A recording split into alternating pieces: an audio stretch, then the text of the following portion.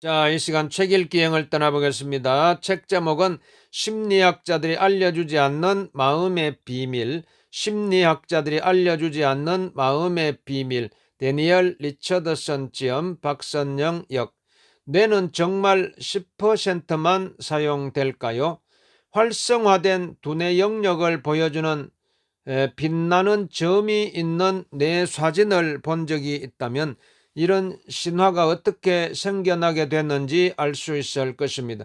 사람들에게 친숙한 얼굴 사진을 보여준 다음 그들이 사랑하는 사람들의 얼굴 사진을 보여주는 실험을 하고 둘 사이의 차이는 사랑을 관장하는 뇌 영역이라고 주장할 수도 있습니다. 이에 따라 과학자들은 이것이 질투나 중독, 신에 대한 믿음과 관련된 뇌 영역이라고 주장한다는 설명과 특정 지점에서 점들이 반짝이는 뇌 사진을 함께 실은 신문 기사를 보게 될지도 모릅니다. 하지만 MRI 연구는 활성화된 지도를 서로에게서 뺀다는 사실을 기억합시다.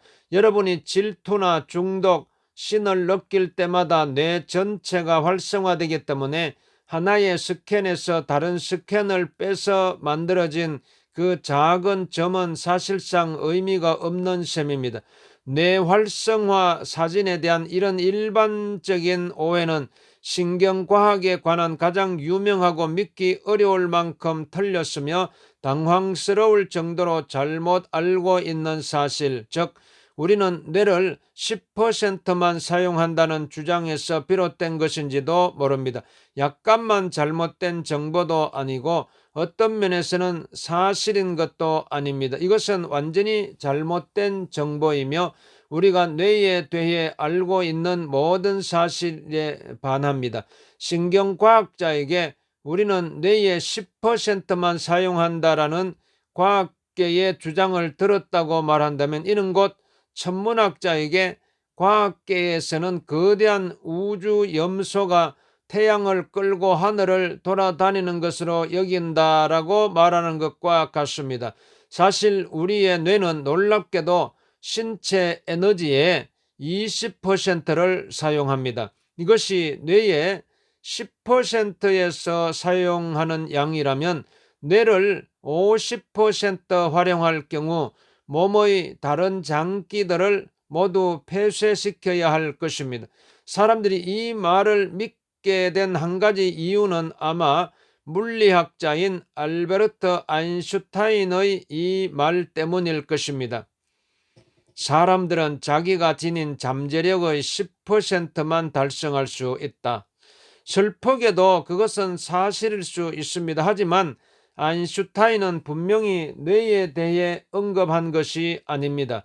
그리고 또 다른 이유 하나는 특정한 작업에 특화되어 있는 뇌 기능을 보여주는 빛나는 작은 점을 찍은 MRI 사진에서 대부분 뇌의 90%가 회색으로 되어 있고 그것이 불확성 상태라는 인상을 주기 때문입니다.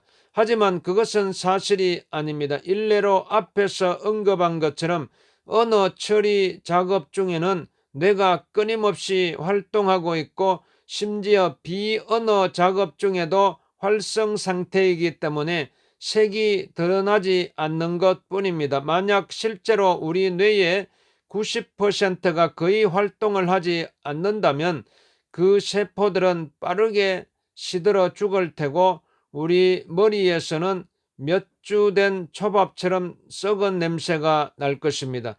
MRI는 데카르트에게 충격을 줄 만한 방법으로 정신적 기능을 뇌 활동과 매핑시킬 수 있게 해주는 놀라운 기술입니다. 그러나 이 기술에도 한계점이 있습니다.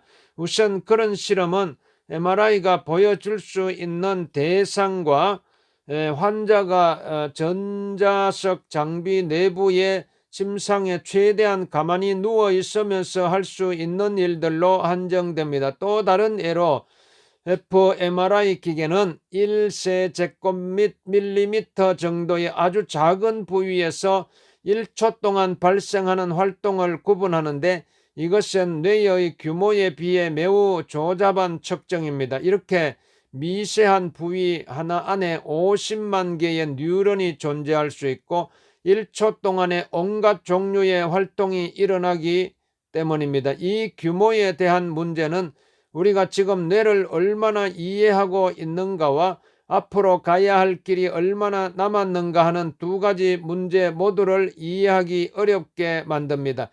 이제는 오목하게 오므린 손 크기만 한 조직 덩어리인 뇌의 뉴런 활동을 측정할 수 있으며 생각과 뇌를 동일시하는 것에도 장애물이 없습니다. 하지만 매우 긴밀하게 연결된 뉴런의 수가 엄청나게 많기 때문에 과학은 그것에 대한 몇 가지 아주 기본적인 질문의 답도 거의 찾지 못하고 있습니다. 따라서 fMRI 기계는 우리 생각을 읽을 수 없습니다. 누가 거짓말을 하고 있어도 알려줄 수 없습니다. 누군가의 몸을 스캔해서 심장과 근육의 기능을 추측할 수 있지만 fMRI로 뇌를 스캔해도 누가 똑똑하고 창의적인지 알아내지는 못합니다.